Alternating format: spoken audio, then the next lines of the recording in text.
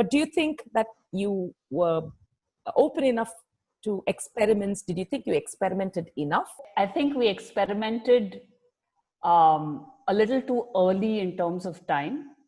I think we experimented honestly without enough money to back that experimentation, because what we learned is that definition of fun, definition of fit, definition of what innerwear should do is something that is not just Indian but global, that has been from the time the corset was set out. And therefore, to fight 100, 200 years plus of a mindset has to mean really, really deep pockets, because we set out to say that if there is innerwear that is meant to perform a certain function, it doesn't have to look a certain way and it doesn't need someone else's opinion. I think case in point is every time we interacted with our consumers at our pop-up stores or when they came for trials, etc., we would shout out from this side, does it fit? Do you need another size? Even the most conservative of them would come back and say, do you mind coming in and taking a look and tell me how it looks? So it came down to, and how does it look on me? And therefore, does it fit me? Versus we asked you, how does it fit you? How do you feel in it? The experimentation that we did was in one direction, right? Very early on.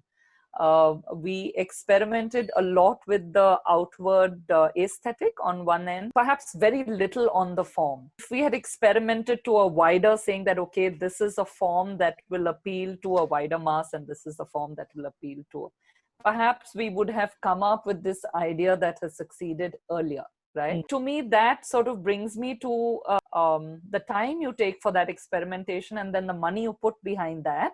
And the money you leave on the table to actually execute your experiment. You know, you can do as much experimentation as you want and spend as much time.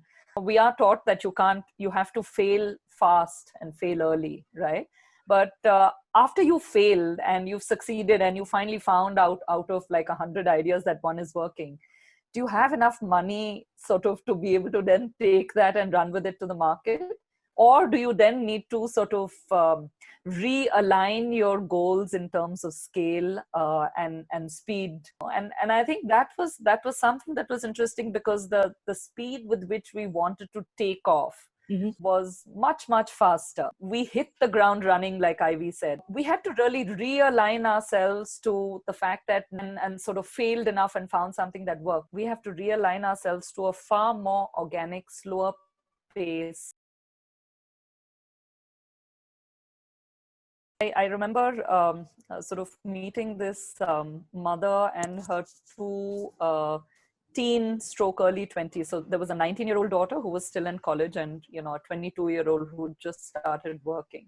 And, you know, they saw the product and said, we want to try it. So these are bralettes, right? They're soft, unstructured bras, not your typical underwired, structured, conventional bras. And they tried it on one by one and came out. And I remember very distinctively them walking out of the bathroom to show it to us, and you know, excitement in their eyes, saying, wow, this looks so cool and it just feels so comfortable. And the mom immediately, you know, this bit of consternation on the face said, nahi beta, it's making you sag. And I would observe literally the next couple of minutes of, you know, power between mother and daughter, where the mother is saying that it's not making you look as good, and the daughter is fighting, saying it looks fine, there's nothing wrong with it, and I love the look. They're young adults, right? So they have the gumption to be able to stand up, and they've developed an opinion. And each one of us develops confidence at various ages. Invariably, it is sort of closer to high school and college. And also, at a particular age, we never question what the adult tells. We take it as a fact. Yeah.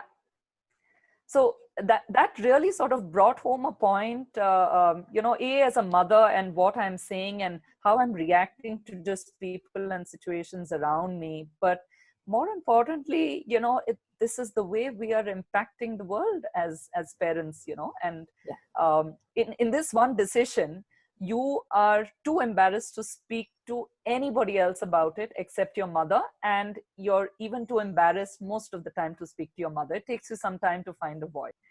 And if you're soaking in that look is more important than how you feel, then that becomes the hygiene for you to start filtering decisions of not just what you're wearing. These are the insidious ways in which messaging gets across to our younger generation.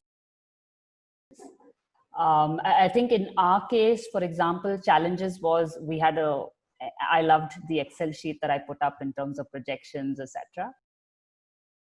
As we obviously didn't hit those very nice looking numbers year one, year two, the reality is this, that a lot of times, especially when we set out to build brands and things, the assumption of who our consumer is, there is a tendency, I think, for founders who love their ideas to assume that they represent the whole buying population, right? If I look back, whatever it may be, I think the socio-cultural mindset, assumptions around that are very critical. Whether you put yourself in your shoes or actually take a step back and look at data the way they are, right? Or the story that the data is actually stating, that is very important. There's a tendency to love the product for itself versus the fact that it's actually selling. So as an entrepreneur, I think the real joy of once you've got the product right, and when I say product right, it's features, it's pricing for that as well. The question is therefore, how do you scale it from there and explode it?